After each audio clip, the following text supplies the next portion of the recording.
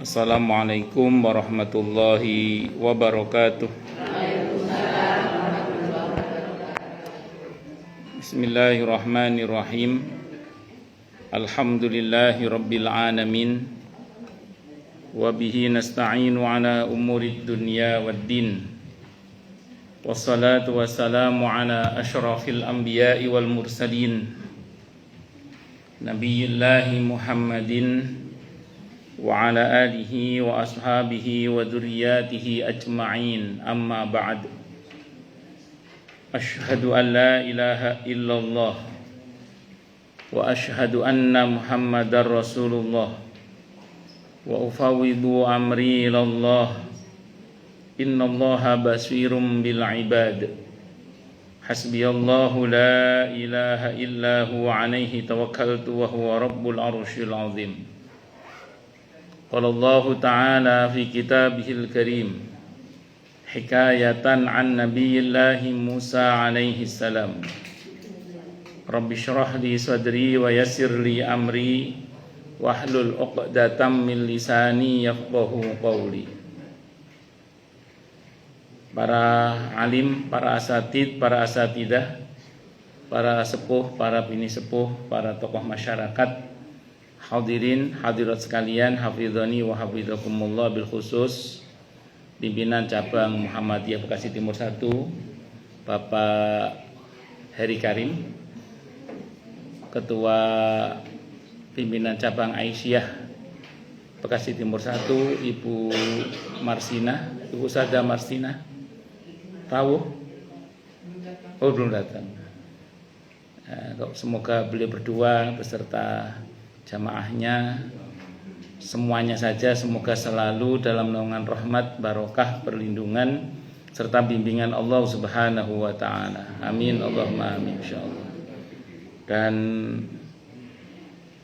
tentu kita berdoa kepada Allah Subhanahu wa taala semoga kita ini lulus sebagai alumnus terbaik Ramadan dengan gelar muttaqin. Amin Allahumma amin insyaallah. Allahumma inna nas'aluka ilman nafi'a wa rizqan thayyiba wa amalan mutaqabbala wa fatahallahu alaina futuhal arifin. Allahumma inna na'udzubika min ilmin la yanfa' wa amalin la yurfa' wa qalbin la yakhsha' wa du'a'i la yusma'. Allahumma ati anfusana taqwaha wa zakkiha anta khairu man zakkaha anta waliyuha wa maulaha. Amin Allahumma amin insyaallah. Yang utama tentu mari kita haturkan puja dan puji syukur kita kehadirat Allah Subhanahu wa taala dengan berucap alhamdulillahi rabbil alamin. Mudah-mudahan dengan hamdalah ini nikmat dari Allah untuk kita ditambah. Karena Allah telah berjanji dalam Al-Qur'an di surah Ibrahim ayat 7, A'udzubillahi samii'il 'aliim minasyaitonir rajim. Wa ita'adzana rabbukum la in syakartum la azidannakum wa la in kafartum inna adzabi lasyadid. Jadi kalau kita bersyukur sungguh nikmat dari Allah untuk kita ditambah. Dan kalau kita kufur kita diingatkan oleh Allah akan siksa yang sangat pedih. Ini janji Allah, dan janji Allah dalam Al-Qur'an itu la raiba fih. Tidak ada keraguan di dalamnya. Di antara penjelasan la raiba fih adalah siapapun yang mengamalkan isi Al-Qur'an dengan keimanan dan keyakinan, maka Allah akan tunjukkan kebenaran Al-Qur'an itu kepadanya hingga tiada lagi keraguan dalam hatinya. Salawat dan salam semoga tercurah limpahkan untuk junjungan kita Nabi besar Muhammad sallallahu alaihi wasallam. Semoga kita semua diakui sebagai umat beliau. Amin Allahumma amin insyaallah. Saya wasiatkan terutama untuk diri saya sendiri dan panjenengan semua agar kita semua terus berusaha meningkatkan ketakwaan kita kepada Allah Subhanahu wa taala.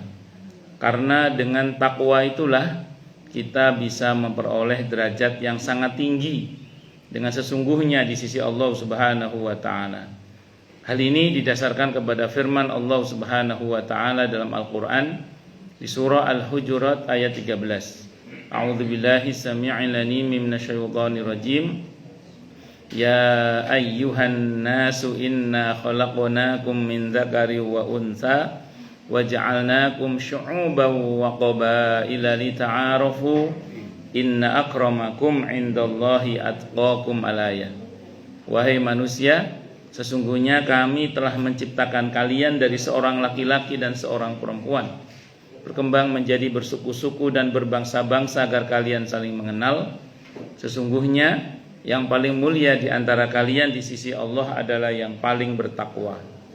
Allah juga berjanji akan memberikan bonus bagi siapapun yang sungguh-sungguh bertakwa kepada Allah, berupa solusi atau jalan keluar dari setiap masalah yang dia hadapi. Dan Allah juga berjanji akan memberinya rizki dari arah yang dia tidak duga sebelumnya. Hal ini didasarkan kepada firman Allah Subhanahu wa taala dalam Al-Qur'an di surah At-Talaq ayat 2 dan 3. A'udzubillahi samii'il 'aliim minasyaitonir rajim. Wa may yattaqillaha yaj'al lahu makhraja wa yarzuqhu min haitsu la yahtasib. Dan barang siapa orang yang bertakwa kepada Allah, maka Allah akan berikan dia jalan keluar dan rezeki yang tak terduga. Di ayat tempatnya Allah berfirman, wa may yattaqillaha yaj'al lahu min amrihi yusra.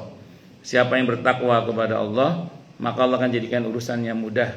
Semoga kita semua minal muttaqin, bahkan lil muttaqina imamah. Amin Allahumma amin insyaallah. Bapak Ibu sekalian, hafizani wa hafizakumullah. Betul tadi dikatakan ini sudah menjelang akhir nih. Kalau andaikan Pak Bibit ada, Pak Bibit kalau pulang ke Malang sudah sampai Bulu Lawang. Karena orang Malang itu masuk lewat Lawang, pintu maksudnya. Beda sama orang Banyuwangi. Kalau orang Banyuwangi itu masuknya itu lewat genteng.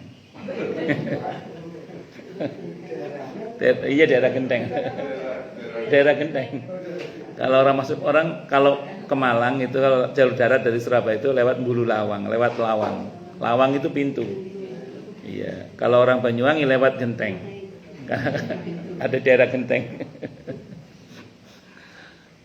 Baik.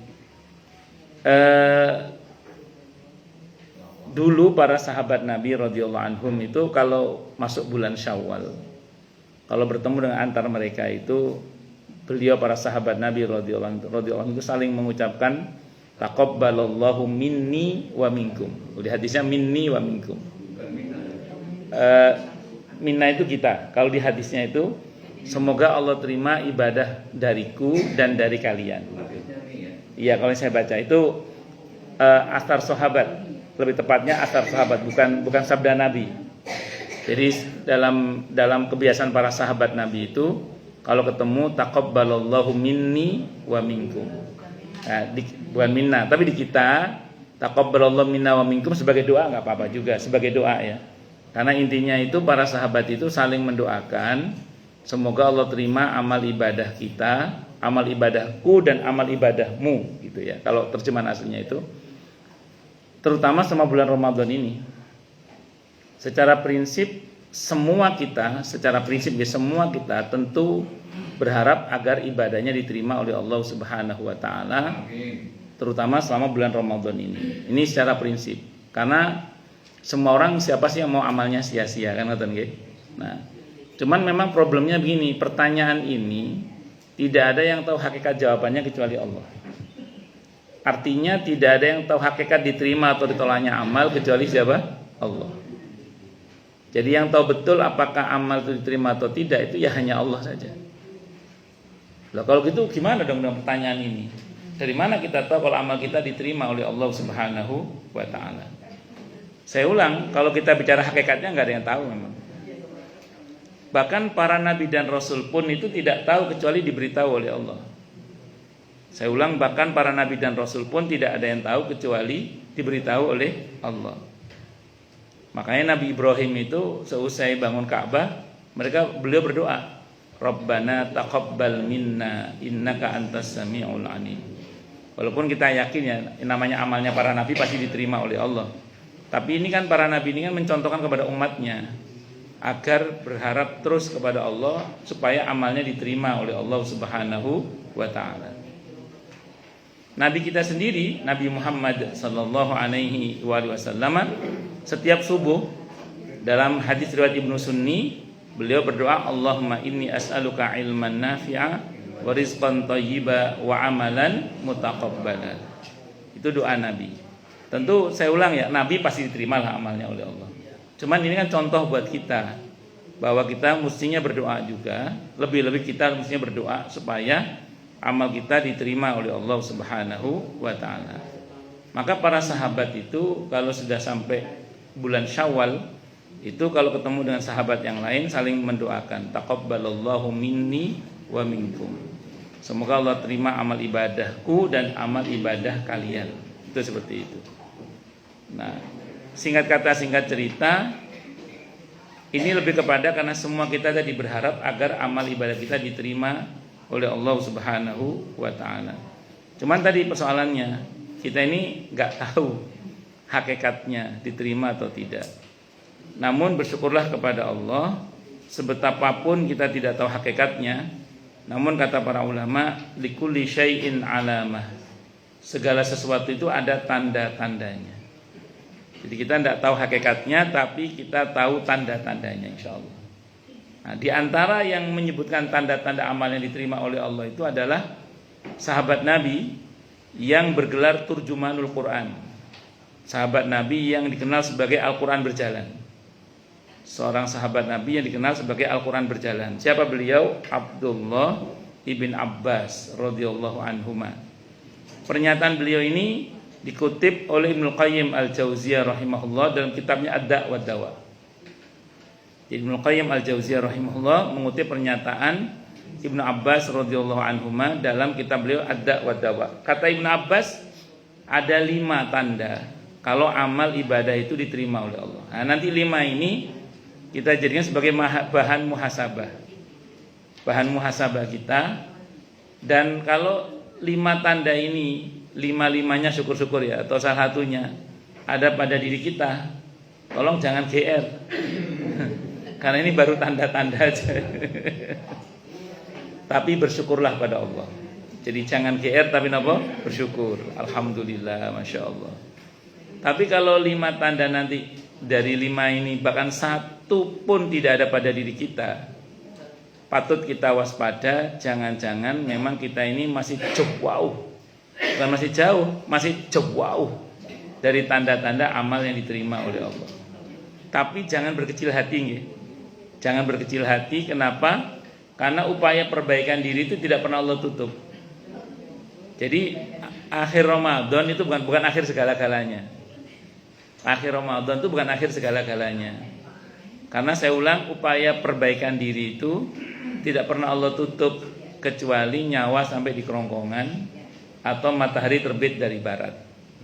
Kalau belum terjadi itu, jangan berkecil hati. Upaya perbaikan diri itu tidak pernah Allah tutup. Terus berusaha menjadi lebih baik. Nah, insya Allah semua akan diperbaiki oleh Allah Subhanahu wa taala. Karena Allah sudah janji bagi orang-orang yang bersungguh-sungguh, pasti Allah akan kasih petunjuk. Al-Ankabut ayat 69 itu. Walladzina jahadu fina lanahdiyannahum subulana. Dan orang-orang yang mau berjuang untuk mencapai keridhaan kami, sungguh akan kami antarkan dia ke jalan-jalan yang sampai kepada keridhaan kami. Itu makanya yang penting kita mau berusaha. Dan memang begini, pertanyaan diterima apa tidaknya amal ini pertanyaan yang jamak terjadi pada banyak orang. Termasuk orang yang sudah tobat, itu kadang bertanya-tanya, ini tobat saya diterima apa tidak oleh Allah. Ini pertanyaan yang wajar. Karena setiap orang ingin amalnya diterima oleh Allah Subhanahu wa taala. Setiap orang ingin tobatnya diterima oleh Allah Subhanahu wa taala. Cuman memang problemnya adalah kadang sebagian orang awam yang kurang ilmu itu terjebak oleh bisikan setan. Karena kata para ulama di sini setan kadang main di sini. Karena di antara kerjaan setan yang gua play itu adalah setan kan gua play. Yaitu alladzi yuwaswisu fi sudurin nas.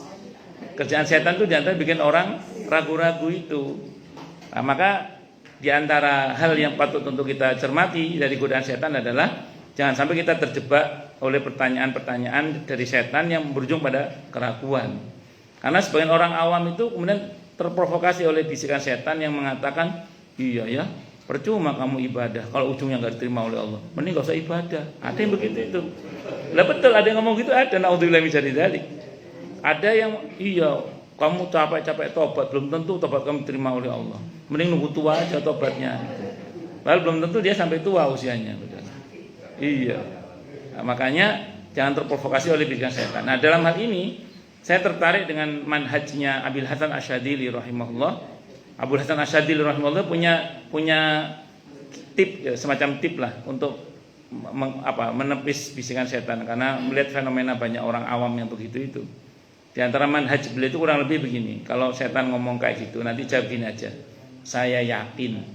Kata beliau gitu, saya yakin amal ibadah saya diterima oleh Allah bukan karena baiknya saya. Bukan karena baiknya saya, tapi karena maha baiknya Allah. Jadi fokusnya bukan tepuk dada, karena namanya ujub tidak boleh. Tapi kita fokus pada maha baiknya Allah, husnudzan, baik sangka kepada Allah. Jadi kalau dibisiki setan kayak gitu, langsung bilang dalam hati, saya yakin amal ibadah saya diterima oleh Allah bukan karena baiknya saya, tapi karena maha baiknya Allah. Satu dulu ya. Dan yang kedua, karena kita manusia yang syarat dengan limitasi batas, syarat dengan kekurangan, maka kita terus mengupgrade dengan terus belajar, meningkatkan tobat. Diharapkan dengan itu amal ibadah kita, tobat kita diterima oleh Allah Subhanahu wa taala. Bisa dimengerti ya? Nah, itu diantaranya. Para jamaah sekalian, hafizani wa hafizakumullah. Baik, kita kembali ke 5 tanda amal yang diterima oleh Allah menurut Ibnu Abbas radhiyallahu anhu yang dikutip oleh Ibnu Qayyim Al-Jauziyah rahimahullah dalam kitabnya Ad-Da' wa Dawa. Yang pertama, kata Ibnu Abbas radhiyallahu anhu, tanda kalau amal itu diterima oleh Allah adalah adanya nurun fil qalbi, adanya cahaya di dalam hati. Sekarang muncul pertanyaan, dari mana kita tahu hati kita bercahaya? Kan gitu nggih? Kalau cahaya bohlam lampu kan ketahuan ini. Nah, kalau hati bercahaya itu dari mana kita tahunya hati bercahaya? Nah, nanti coba kita cermati firman Allah Subhanahu wa taala antara lainnya di surah Al-Hujurat ayat 7 itu. Di surah Al-Hujurat ayat 7, surah ke-49 ayat 7 itu Allah berfirman, A'udzubillahi samii'il 'alim minasyaitonir rajim, wa'lamu anna fikum Rasulullah. Law yuti'ukum fi katsirin minal amri la'anittum, walakinnallaha habbaba ilaikumul imana wa zayyanahu fi qulubikum wa karraha ilaikumul kufra wal fusuqa wal 'isyan. Ulaika humur rasyidun. Surah ke-49 ayat 7. Surah ke-49 ayat 7. Ketahuilah bahwa di tengah-tengah kalian ada Rasulullah. Kalau dia mentaati kalian di banyak urusan, niscaya agama ini akan terasa berat bagi kalian. Akan tetapi Allah buat kalian cinta pada keimanan, dan Allah jadikan iman itu indah dalam hati kalian. Ada pernyataan wa zayyanahu fi qulubikum, dan Allah jadikan iman itu indah dalam hati kalian.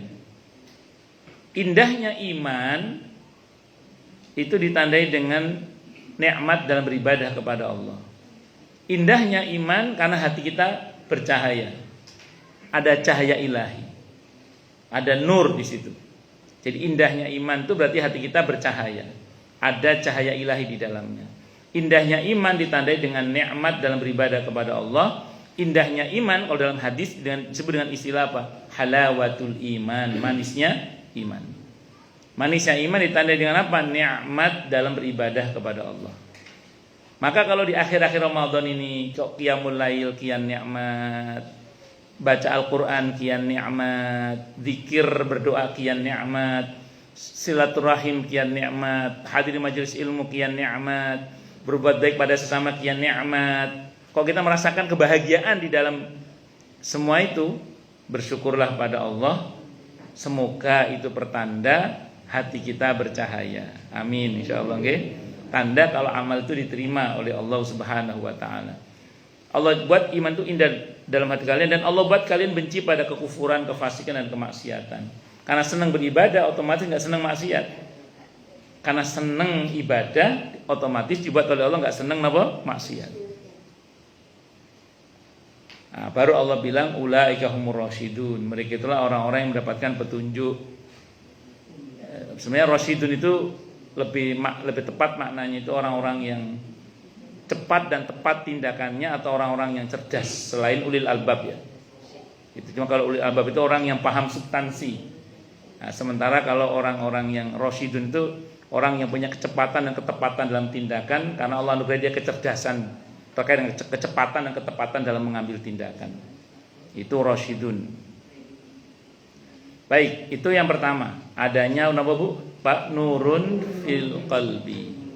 Yang kedua kata Ibnu Abbas radhiyallahu anhuma, tanda kalau amal itu diterima oleh Allah adalah adanya diyaun fil wajhi. Air mukanya cerah.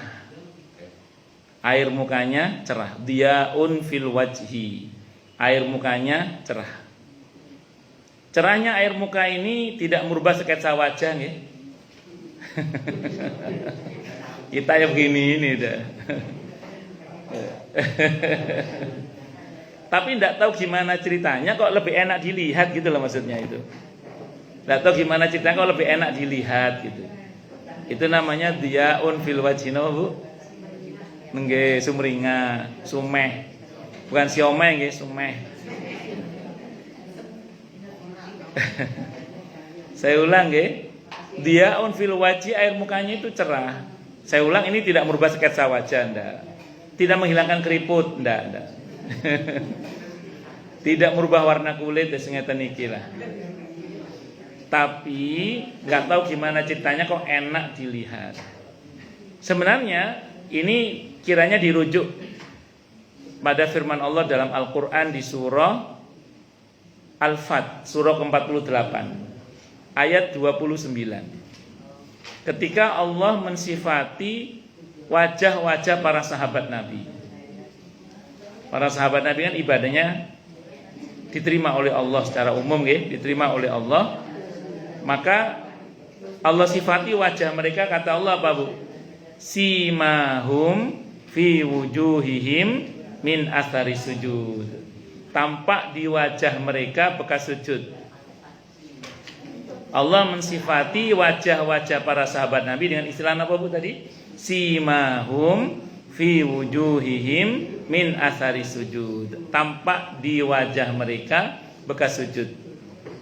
Bekas sujudnya dimaksud bukan tanda hitam di dahi itu yang gini tuh. Nah, bukan. Ya itu tanda sujud juga.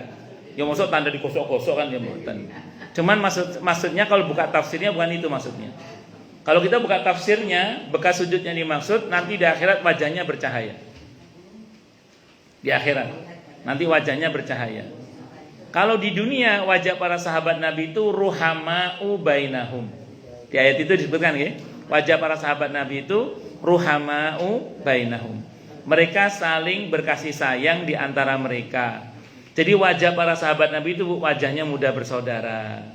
Tatapan matanya penuh dengan kasih sayang. Tutur katanya penuh dengan zikir dan nasihat. Lah kalau nanti nggak usah ngeliat wajah orang lain ya, lihat wajahnya masing-masing aja.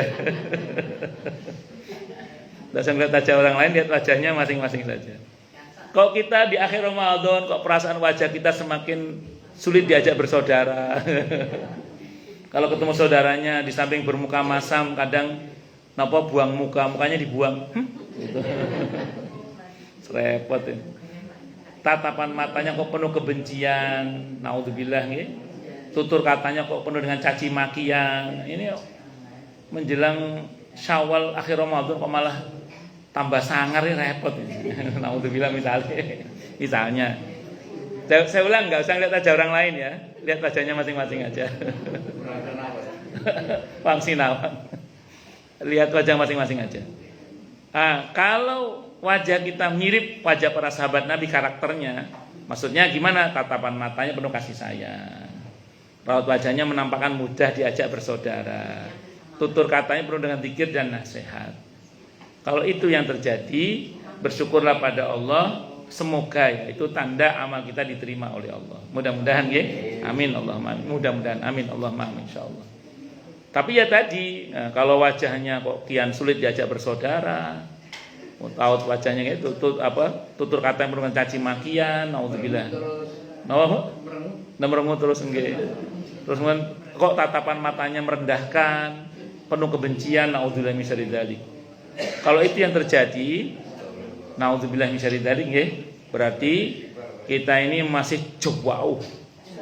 Bukan masih jauh, masih jauh dari tanda-tanda diterimanya amal. Nauzubillahi min syarri dzalik.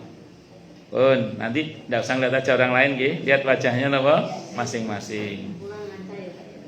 Pulang ngaca. Lanjut, ini muhasabah saja ya, kita muhasabah. Kemudian yang ketiga kata Ibnu Abbas radhiyallahu anhuma, tanda kalau amal itu diterima oleh Allah adanya, kata beliau yang ketiga adalah quwwatun fil badan. Quwwatun fil badan, badannya jadi menguat untuk taat. Jadi badannya akan menguat untuk taat. Badannya itu akan menguat untuk taat. Quwwatun fil badan, badannya akan menguat untuk taat. Qawiyun fil badan. Qawiyun fil badan. Jadi quwwatun fil badan, quwwatun fil badan. Kekuatan di pada badan untuk badannya itu menguat untuk diajak taat. Quwwatun fil badan. Badannya akan menguat untuk diajak taat. Kita berangkat dari firman Allah dalam Al-Quran di surah Al-Hujurat ayat 15. Al-Hujurat ayat 15. Itu Allah menjelaskan tentang mukmin sejati. Dalam ayat itu dikatakan, innamal mu'minuna alladzina amanu billahi wa rasulihi thumma lam yartabu wajahadu bi amwalihim wa anfusihim fi sabilillah ulaika humus shadiqun. Bahwasanya mukmin sejati itu adalah orang-orang yang telah beriman kepada Allah dan Rasulnya, kemudian mereka tidak ragu-ragu dalam mengimani Allah dan Rasulnya. Karena tidak ragu maka dibuktikan dengan jihad, kesungguhan dengan harta dan diri mereka. Di mana? Di jalan Allah. Ulaika humus shadiqun. Mereka itulah shadiqun, orang yang jujur, benar dan bersungguh-sungguh dalam mengimani Allah dan Rasulnya Muhammad sallallahu alaihi wasallam. Jadi sederhananya gini penjelasannya kurang lebih. Orang itu kalau amal ibadah yang diterima oleh Allah, amal itu akan ngecas iman. Iman yang tercas dengan baik dan benar itu akan menguat. Menguatnya iman, kalau merujuk pada ayat tadi, itu akan berdampak kepada pembuktian akan kesungguhan iman itu dengan kebersihan berjuang. Berjuang dengan harta dan dirinya. Di mana berjuangnya? Di jalan Allah. Baru ulaika humus shadiqun, mereka itulah shadiqun. Maka kalau hari ini kita membuktikan dengan kesungguhan untuk berjuang di jalan Allah, tidak hanya beribadah tapi juga bermujahadah dengan harta kita. Ada enggak dalam harta kita agenda untuk fisabilillah, masjid, mushola, majelis taklim, fuqara, masakin, anak-anak yatim? Ada enggak agenda untuk itu? Kalau ada, bersyukurlah pada Allah. Semoga itu tanda amal kita diterima oleh Allah itu. Amin insyaallah. Maka judulnya bagus ini. Ibadah tanpa kepedulian sosial itu sia-sia itu. Ya, nanti berkaitan dengan surah Al-Maun juga diantaranya misalnya. Karena memang kita itu kalau ingin mulia harus baik hubungannya dengan Allah dan juga dengan sesama kita. Tapi tidak cukup hanya di situ. Harus ada keterlibatan diri juga untuk berjuang di jalan Allah. Entah jadi pengurus masjid, pengurus majelis taklim, penggiat dakwah, atau jadi jamaah. Paling enggak jadi jamaah aktif lah paling enggak. Syukur-syukur jadi pengurus Muhammadiyah, Aisyah, nomor ini pemuda Muhammadiyah dan macam-macam. Monggo, ada keterlibatan di dalam perjuangan di jalan Allah. Kalau itu yang kita lakukan, bersyukurlah pada Allah, itu pertanda kalau kita semoga ya dalam kategori yang diterima amalnya, ibadahnya oleh Allah Subhanahu wa taala. Nah, yang pengen kita sampaikan gini. Orang itu kalau imannya menguat, akan menguatkan badan untuk taat. As-salatu khairum minan naum. Itu mbok lemes. Badan lemes maksudnya sakit. Kalau imannya yang kuat, insya Allah bangun sholat. Nggih. Mbok badan lemes sakit, kalau imannya kuat bangun sholat insya Allah. Nggak nawar Pak ya? Nggak nawar. 5 menit. Tapi walaupun jago karate dan 9, apa jam 9? Jago karate dan 7 misalnya, sudah ahli fitness, ahli aerobik dan macam-macam, sehat, badannya sehat. Tapi kalau imannya yang sakit, Mbok toa 10 teriak as-shalatu khairum minan naum, insyaallah. Insyaallah lanjut tidur insyaallah. Kita siang hari bulan Ramadan saja. Itu yang kita lihat kadang yang tidak puasa bukan orang tua, bukan anak kecil. Orang masih gagah. Kemarin saya pas mau beli lauk untuk buka itu, di warung itu ada perempuan berjilbab. Kalau perempuan saya masih maklum, mungkin dia lagi mens. Tapi bersama dengan laki-laki saya nggak tahu siapa, itu makan menjelang maghrib, makan di warung itu. Saya kan tidak mau ngotori hati saya. Oh mungkin dia sakit, ya minimal gendeng lah itu. Ya kan itu baik sangka. Nah, kalau saya seudon kan nanti gimana? Saya baik sangka mungkin dia sakit. Iya, oke. Tapi ini bareng sama perempuan yang berjilbab. Saya nggak tahu siapa itu. Loh, ini Pak Kusno kok pernah menawan di Pak Kusno. Pak. Ini Pak Kusno online. Oke. Itu ibu Pak. Ibu datang Pak itu Pak. Nah itu ibu Pak. Nah. Loh, kok saya suntikin Bu kok nggak mau IG saya? Itu ibu Pak. Nah. Pak Kusno kangen sama Bu Kusno.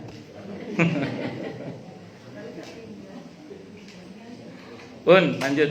Emang namanya Kusno Febrianto. Oh, terus nggih. Oh, apal Bu Kusno. Februari. Balik. Balik kemana tadi ini? Jadi singkat kata singkat cerita, kalau kita bicara soal ini, berarti di antara tanda amal yang diterima oleh Allah adalah menguatkan badan untuk taat tadi itu. Karena menguatnya iman, menguatkan badan untuk taat. Nah, nanti silakan diraba dadanya masing-masing. Nah, tadi saya ulang, kalau misalnya kok diajak ibadah kok tambah lemes gitu.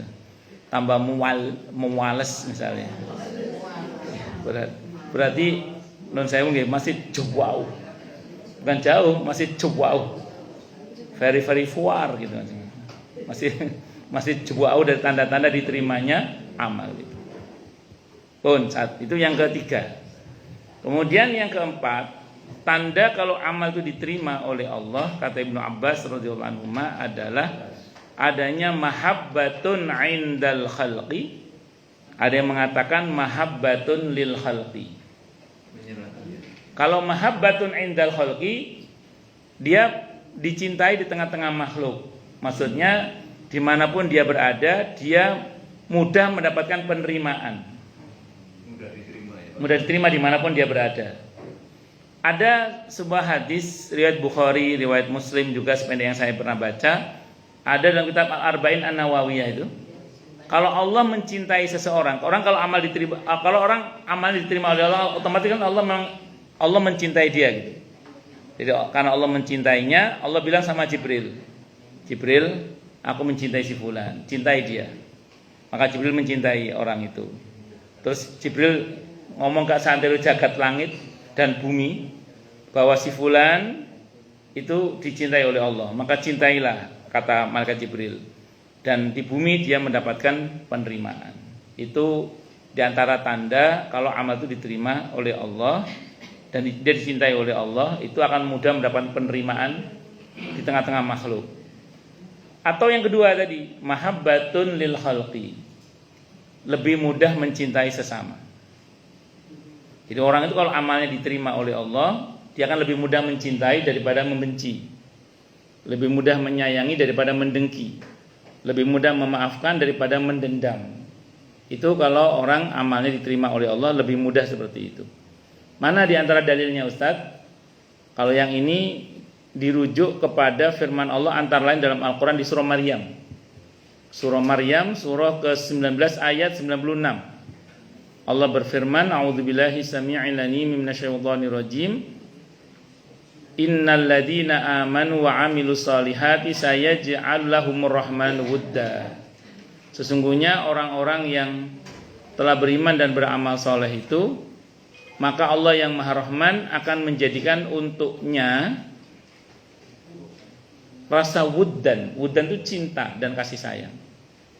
Nah, maka orang kalau imannya benar, amal solehnya benar gitu ya, maka hatinya itu akan dipenuhi oleh Allah yang Maha Rahman dengan cinta dan kasih sayang tadi itu. Ya tadi, lebih mudah mencintai daripada membenci, lebih mudah menyayangi daripada mendengki, lebih mudah memaafkan daripada apa? Mendendam. Itu seperti itu. Pun bisa dipahami nggih? Nah, nanti silakan diraba dadanya masing-masing nggih. Nah, kira-kira saya ini lebih mudah mencintai atau membenci, lebih mudah mendengki atau menyayangi, lebih mudah memaafkan atau mendendam. Nanti silakan diraba dadanya masing-masing. Kalau hari ini kita kok lebih mudah mencintai, menyayangi dan memaafkan, bersyukurlah pada Allah. Semoga itu pertanda kalau amal kita diterima oleh Allah Subhanahu wa taala. Tapi kalau hari ini kita kok lebih mudah mendendam, lebih mudah membenci, lebih mudah mendengki, naudzubillah min syarri dzalik, berarti kita ini naudzubillah nggih, masih jauh dari tanda-tanda diterimanya amal. Tapi tidak usah khawatir, upaya perbaikan diri tidak pernah Allah tutup. Jadi saya ulang ya, akhir Ramadan bukan akhir segala-galanya nggih. Jadi jangan seolah-olah bahwa sebagian kita sedih ditinggal Ramadan itu wajar, tapi tidak usah terlalu baper, karena upaya perbaikan diri itu tidak pernah Allah tutup. Tidak pernah Allah tutup, kecuali nyawa sampai di kerongkongan atau matahari terbit dari barat. Pun itu yang keempat. Yang kelima atau yang terakhir, tanda amal diterima oleh Allah, kata Ibnu Abbas radhiyallahu anhuma, itu adalah jalbur rizki, menarik rizki. Jadi orang kalau amalnya diterima oleh Allah, maka itu akan menarik rizki.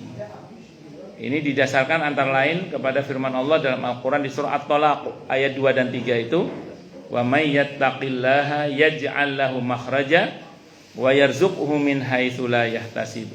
Dan barang siapa orang yang bertakwa kepada Allah, maka Allah akan bikin dia jalan keluar dan rizki yang tak terduga.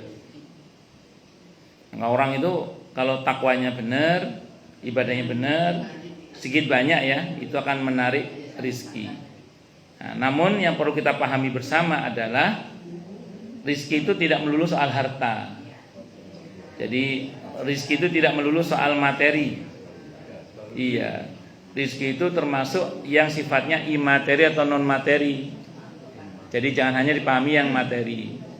Nah, makanan yang enak itu bisa kita beli, Bu. Tapi enaknya makan tidak bisa kita beli. Tempat tidur yang enak bisa kita beli, tapi enaknya tidur tidak bisa kita beli. Nah, termasuk nikmat iman dan Islam.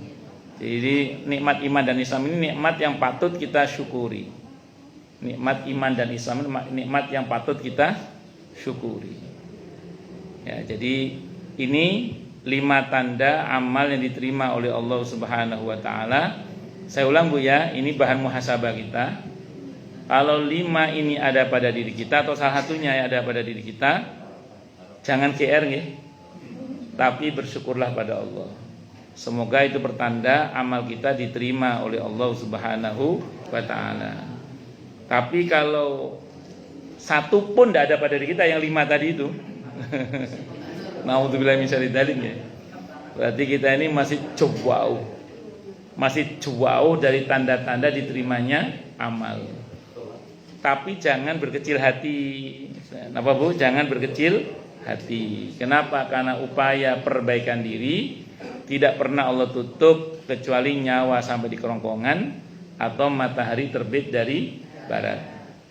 Dan ingat tadi, kalau setan menggoda kita, membuat kita ragu tentang diterima apa enggak amal ibadah kita, kalau Ibu sepakat dengan manhajnya Abil Hasan Asyadili rahimahullah, beliau mengajari kita dengan mengatakan yakin sajalah bahwa ibadah kita diterima oleh Allah bukan karena baiknya kita, bukan karena baiknya kita, tapi karena maha baiknya Allah.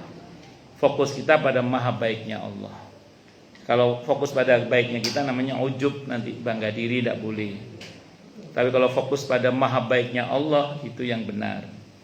Yang kedua, karena kita makhluk manusia yang syarat dengan limitasi, syarat dengan batas, maka kita harus memperbanyak belajar, meningkatkan, mengupgrade terus kualitas ibadah kita, ilmu kita, agar supaya ibadah kita diterima oleh Allah Subhanahu wa ta'ala.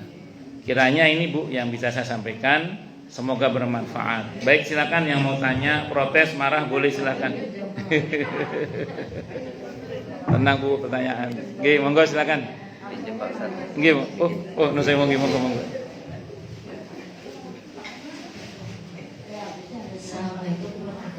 Waalaikumsalam warahmatullahi wabarakatuh.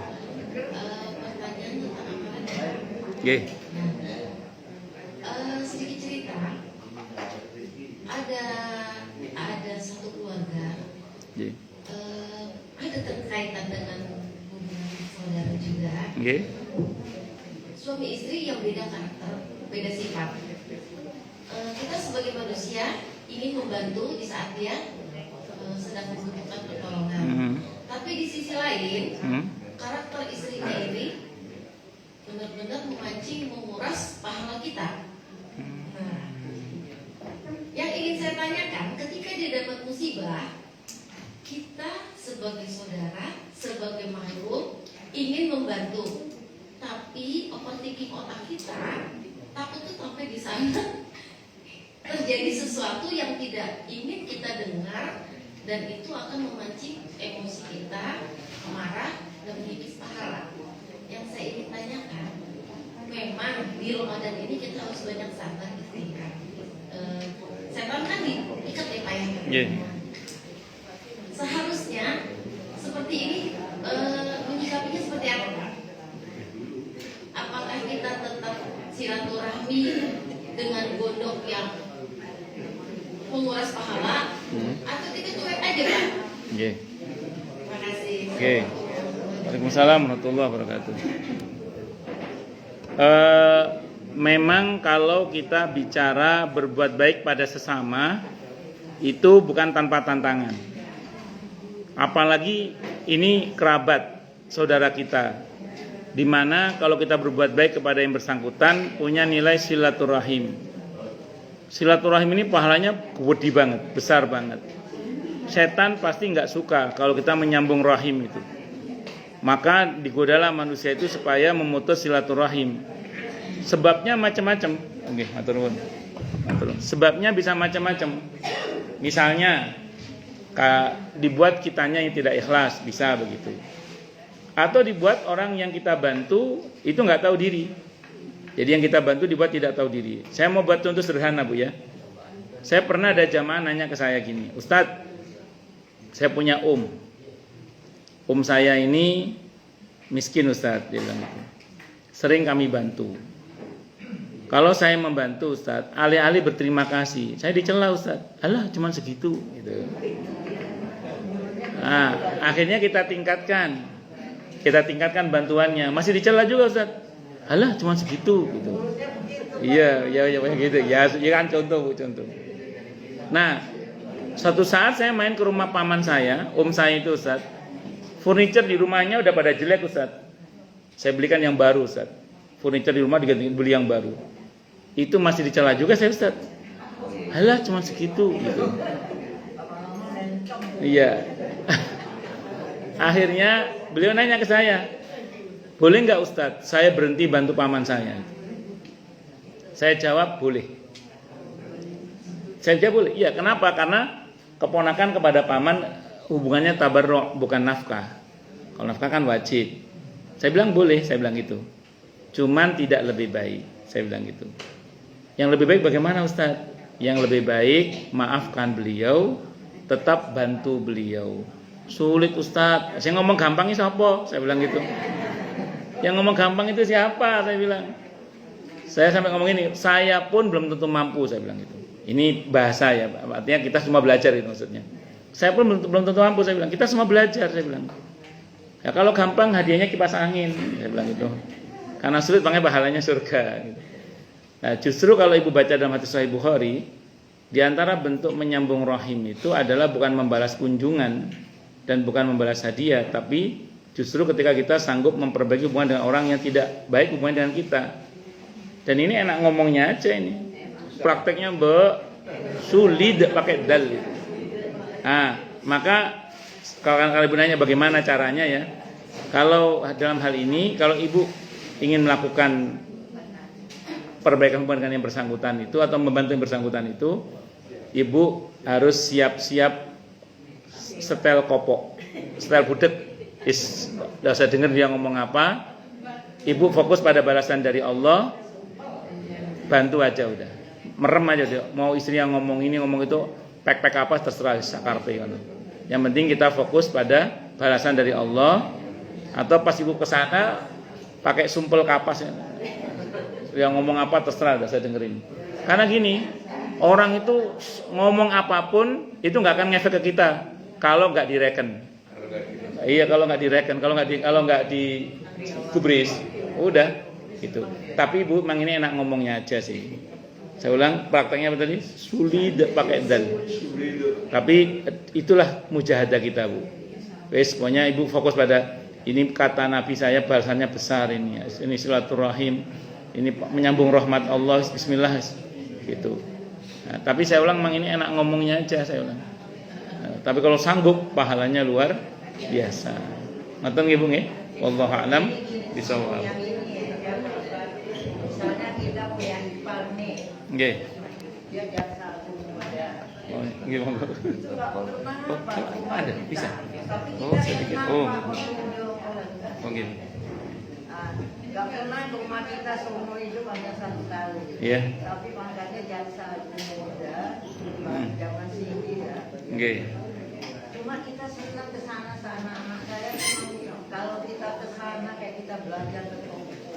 Boleh milih apa aja. Ya, Ibu pernah cerita dulu itu ya. Jaga kan rumahnya, anak-anak senang disambutnya juga. Itu gimana sih, berdosa nggak jaksa agung begitu? Maksudnya bukan berdosa ya kan, silaturahmi itu Imbal balik. ini seumur hidup sekali doang. Tapi saya suka datang ke sana, tentengannya itu apa penuh. Ya, orang itu modelnya macam-macam. Saya itu punya kawan satu pesantren dengan saya itu bolak-balik pengen ke rumah saya, sampai sekarang belum pernah ke rumah saya sama sekali. Sementara saya ke rumah dia wis bolak-balik. Tapi tidak apa-apa, saya tidak menuntut sih. Karena mungkin beliau orangnya sibuk gitu aja. Baik sangka aja. Yang penting dia baik. Yang penting dia baik. Wong tidak baik aja kita suruh memperbaiki, apalagi ini baik kan gitu. Ya sudah, saya kira itu. Wallahu a'lam bishawab. Oke, monggo. Assalamualaikum warahmatullahi wabarakatuh. Waalaikumsalam warahmatullahi wabarakatuh. Ini pertanyaan saya ini berhubungan dengan malam 1000 bulan. Oke. Dari dulu saya puasa itu, maksudnya beribadah bulan Ramadan itu Ustadz itu nggak pernah menjelaskan bentuk wujud nyata malam 1000 bulan. Karena yang saya alami dulu banyak, kok gitu-gitu aja sih, apa bentuknya gitu ya.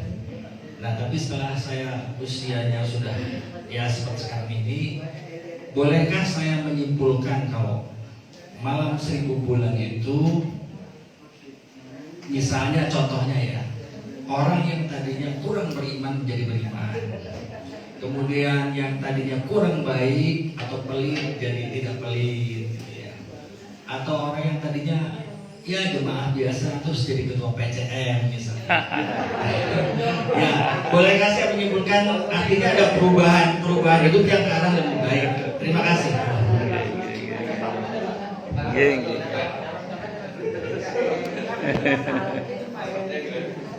Ya, jadi gini, secara prinsip Allah mengabarkan kepada kita pada malam Qadar itu tanazzalul malaikatu warruhu fiha biidzni rabbihim min kulli amr. Diturun pada malam Qadar itu malaikat secara bertahap ya, turun. Ada kelompok turunnya bertahap dipimpin oleh malaikat Jibril. Dan Allah menegaskan salamun hiya hatta matla'il fajr.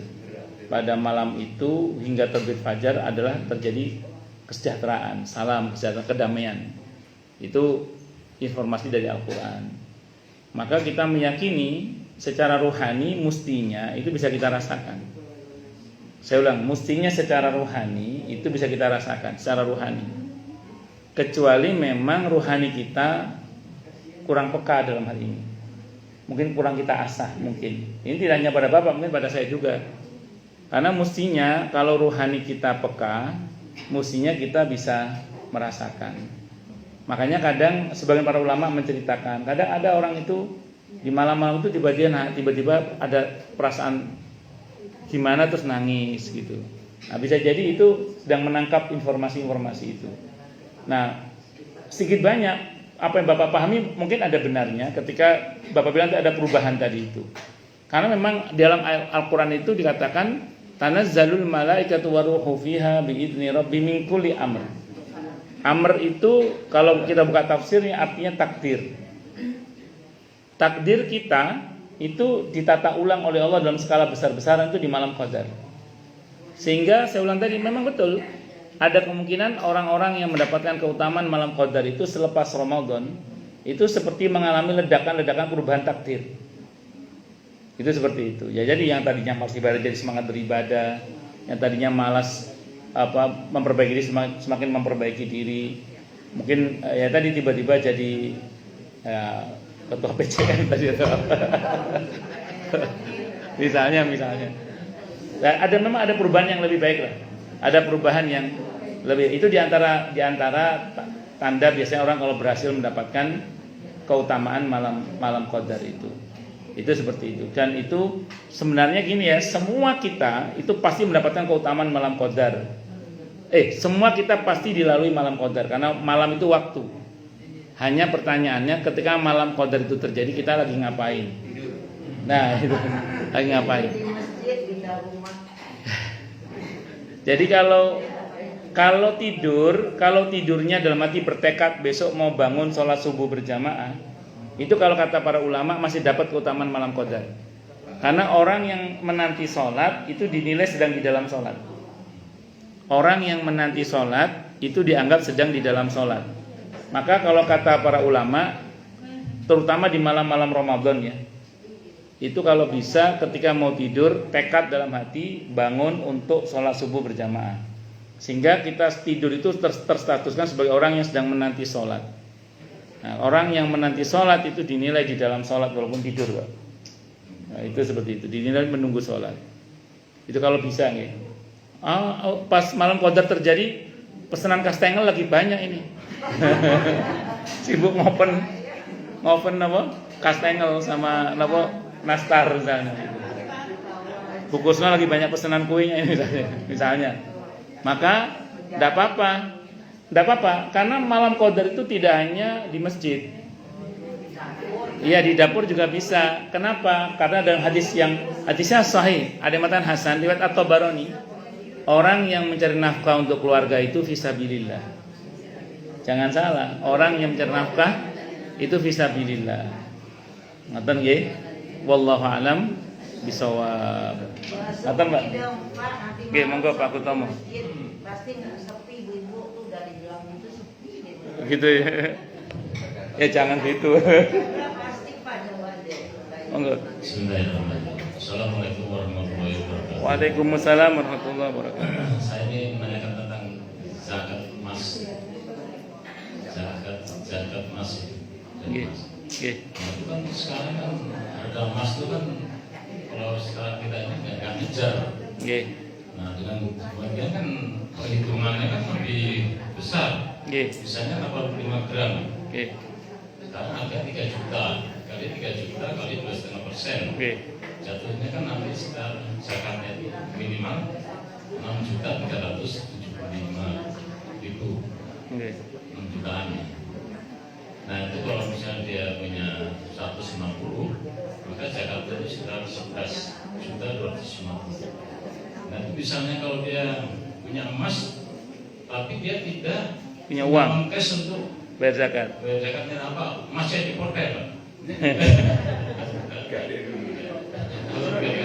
Kita aja lah Nggih. solusinya itu. Nggih. Jadi nisabnya emas itu adalah 85 gram. Lebih tepatnya 20 dinar ya. Lebih tepatnya 20 dinar, lebih tepatnya. 80 gram emas murni. Bukan emas versi Basnas. 17 karat. Jadi yang emas murni aslinya. Kalau emas jenengan tidak sampai kalau emas jenengan bukan emas 24 karat, tapi emas yang 22 karat atau yang 17 karat atau yang sekarat misalnya, maka senilai harga emas 85 gram yang emas murni itu. Bon, ya dikursuskan ke sana. Nah, problemnya Pak Gutomo tadi mungkin almarhumah istri beliau punya tinggalan emas banyak kayaknya ini. Misalnya. Oh, udah nikah lagi? Oh, masya Allah, masya Allah. Nggih, ngapunten. Nggih. Ya Mas Gutomo. Kuyan. Mas Gut. Ya, Mas ini misalnya ini punya tinggalan emas yang berat. Saya teringat pertanyaan jamaah saya punya jamaah di Klender. Beliau dapat warisan dari ibunya, emas perhiasan. Cukup banyak. Ya termasuk sampai wajib zakat itu karena beratnya itu. Problemnya tadi sama, Pak. Tidak punya uang untuk bayar zakatnya. Terus saya tanya, terus emasnya buat apa, Bu? Saya bilang gitu. Ya disimpan aja. Saya bilang dalam Islam menyimpan harta tanpa tujuan itu tidak boleh. Saya bilang gitu. Menyimpan harta tanpa tujuan dalam Islam itu tidak boleh.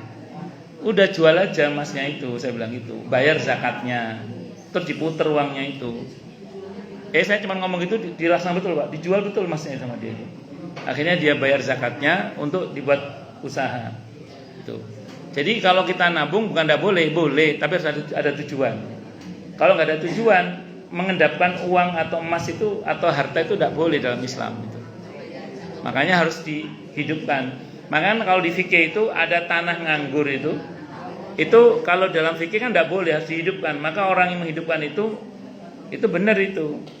Maka di peraturan-peraturan pertanahan sekarang kan orang yang menggunakan hak guna manfaat itu bisa menang dibandingkan yang punya hak milik tapi menganggurkan tanahnya itu. Nah, ngoten, itu saran kula ngoten. Jadi emasnya itu nggak harus hipotek, nggak, tapi dijual saja.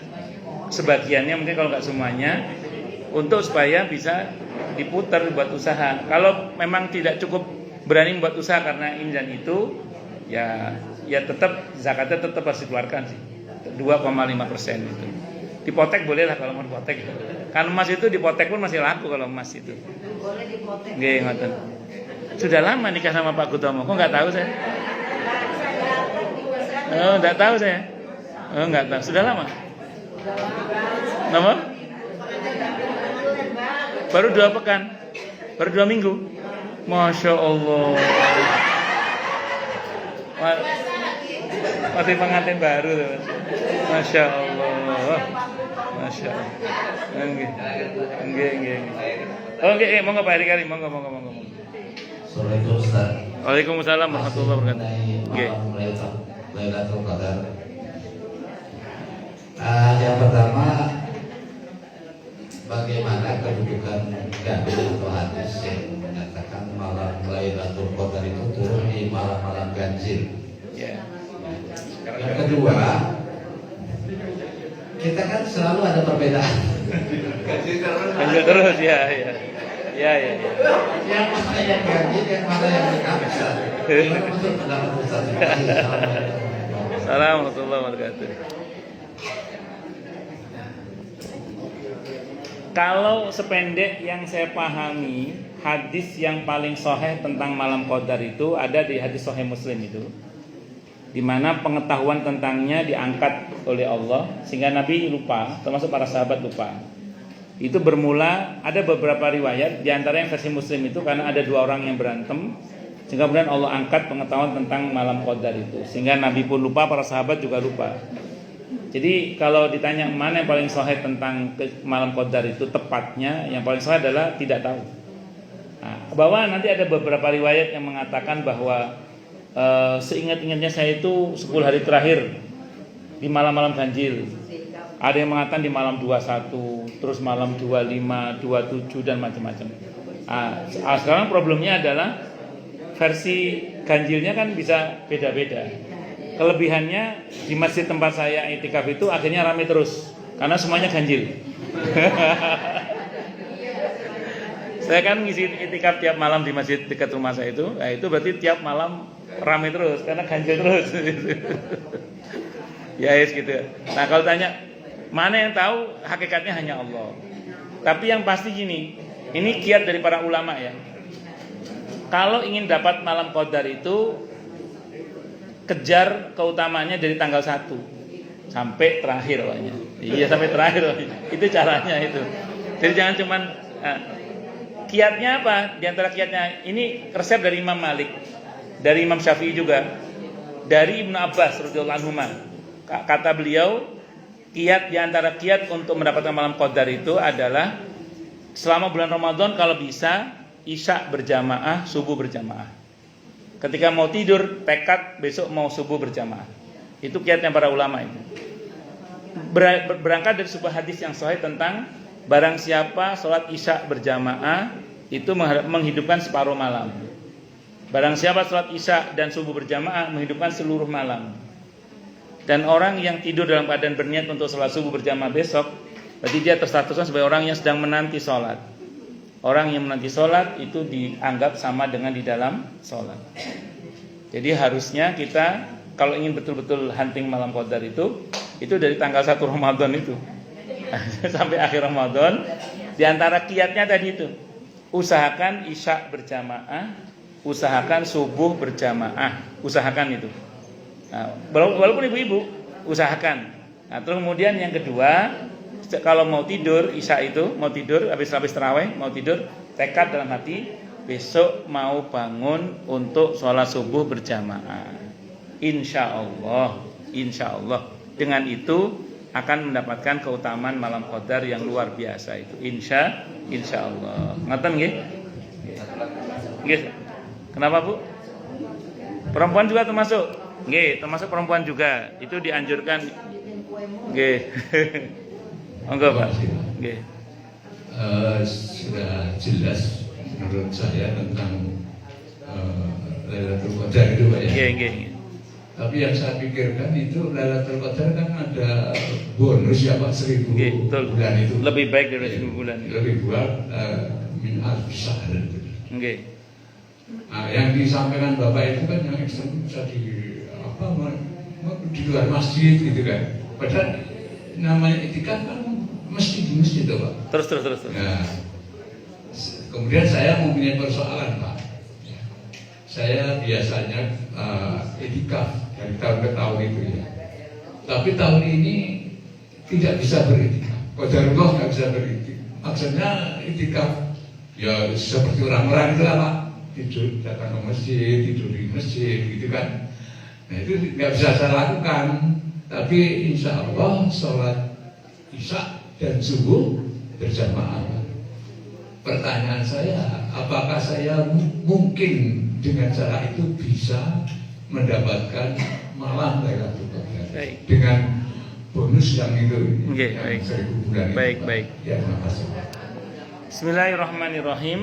Di antara sababul wurud yang pernah saya baca dan yang pernah saya ngaji itu, kenapa kok Nabi dibuat lupa di samping kan ada dua orang yang berantem itu ketika malam qadar diketahui kapan turunnya, di masa itu Pak, semua orang tumplek-blek di masjid Pak. Pasar tutup, yang Gojek libur. Pokoknya sistem sosial, sistem ekonomi mandek Pak. Orang tumpah ruah di masjid. Sependek yang saya baca, nampaknya Allah tidak berkenan itu. Allah maunya malam qadar normal aja. Yang nyopir ya nyopir, yang bikin kastengel ya bikin kastengel, yang jahit gitu. Ya tetap normal aja. Cuman memang yang sangat dianjurkan, bukan diwajibkan ya, yang sangat dianjurkan pada malam-malam Ramadan terutama 10 hari terakhir itu adalah i'tikaf. Betul, i'tikaf secara syar'i hanya di masjid. Kalau di masjid bukan i'tikaf, tapi i'tikaf itu bukan satu-satunya.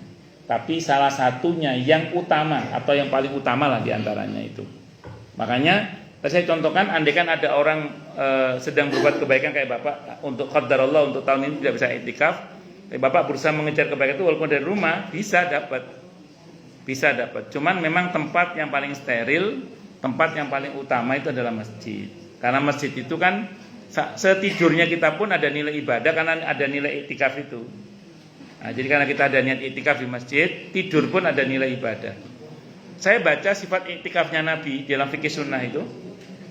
Ternyata Nabi itu kalau i'tikaf juga tidak full di masjid 100%. 24 jam. Ada masa di mana kadang beliau keluar ngantar istrinya sampai pagar masjid atau sampai dalamnya, tapi langsung pulang. Kadang beliau menjenguk orang yang sakit. Kadang beliau juga mendamaikan 2 orang yang bertikai. Nabi itu tidak selalu terus di masjid terus. Kadang beliau itu ada aktivitas, beliau tetap keluar. Cuman pulangnya nggak ke rumah, pulangnya ke masjid beliau. Iya, dari keluar itu kadang beliau tetap melakukan. Itu seperti itu. Jadi kiranya itu Pak. Jadi insya Allah tetap bisa Pak.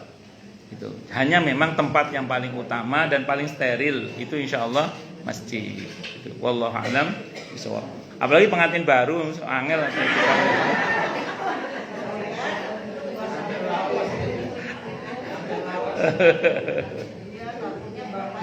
Terima kasih Pak Ustaz. Silakan ditutup dulu. Baik, kita tutup dengan hamdalah. Alhamdulillahirabbil alamin. Semoga kajian kita bisa bermanfaat, mubarakah fi dini wa dunya wal akhirah untuk kita, keluarga kita dan seluruh umat Islam semuanya, dan mudah-mudahan kita semua dijadikan oleh Allah sebagai orang-orang yang sukses dunia akhirat, selamat dunia akhirat, bahagia dunia akhirat, dan dipermudah setiap urusan kita oleh Allah fi dini wa dunya wal akhirah. Semoga Allah limpahkan hidayah selalu untuk kita, semoga Allah tingkatkan selalu hidayah untuk kita, dan semoga Allah berikan hidayah untuk siapapun yang melihat kita. Subhanakallahumma bihamdika asyhadu an la ilaha illa anta astaghfiruka wa atubu ilaik. Sallallahu alaihi Muhammad wa ala alihi wasallam. Saya mohon maaf. Wassalamualaikum warahmatullahi wabarakatuh. Terima kasih Pak Ustaz atas undangan. Kita mengucapkan terima kasih Pak Ustaz.